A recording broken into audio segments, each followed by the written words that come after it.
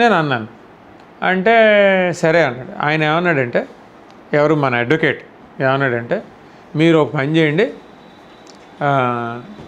First Niranjan Reddy గారితో మాట్లాడండి, లేదంటే నేనే ఆయనతో డైరెక్ట్గా మాట్లాడతాను.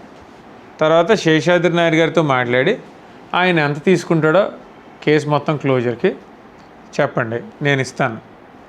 తర్వాత ఇంకో పేరేంటి మేడం, సురేందర్రావు గారు, ఆయనతో కూడా మాట్లాడండి, ఆయన ఎంత తీసుకుంటారో చెప్పండి. అంటే నేను అంటే ఆ 700 వకాలతులు వచ్చి నేను తెలియదు, నా మైండ్లో అప్పుడు 300 వకాలతులే అని ఉంది. నేను చెప్పాను 300 వకాలతులు ఉన్నాయి కాబట్టి సార్ నేను ఈరోజు 300 వకాలతులు నేను మీకు పంపిస్తాను, అది చూసుకుని మీరు ఒక 25 మంది మీద 50 మంది మీద, ఎందుకంటే ఇది క్యాస్ట్ వైజ్ కూడా చెప్పి ఎఫెక్టివ్గా ప్రజెంట్ చేయాలంటే ఇందులో ఎస్సీలు ఎంతమంది ఇబ్బంది పడ్డారు, బీసీలు ఎంతమంది ఇబ్బంది పడ్డారు, ఈబీసీలు ఎంతమంది, కేటగారికల్గా మనం 3-4 వేసి చేద్దామని ఈ హోంవర్క్ చేయడానికి 2 రోజులు పడదాం.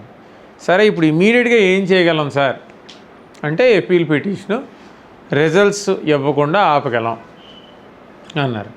సో రిజల్ట్స్ ఇవ్వకుండా ఆపగలం అంటే దీనికి మనం ఏం చేయగలుగుతాం, ఫస్ట్ పాయింట్ ఏమంటారు, అపీల్కి వెళ్ళాలి.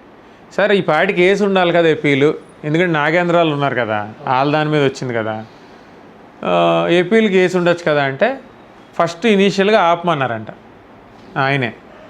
ఎందుకు ఆపమన్నారు, అదే జడ్జి ఉన్నారు కాబట్టి ఆయన ఇచ్చిన తీర్పుకి మళ్ళీ ఆయన దగ్గరికి ఏపీలకి వెళ్తే ఆయన ఎలా తీసుకుంటారో కొంచెం ఉంటుంది కదా, ఎలా తీసుకుంటారో అని ఆపమన్నారండి.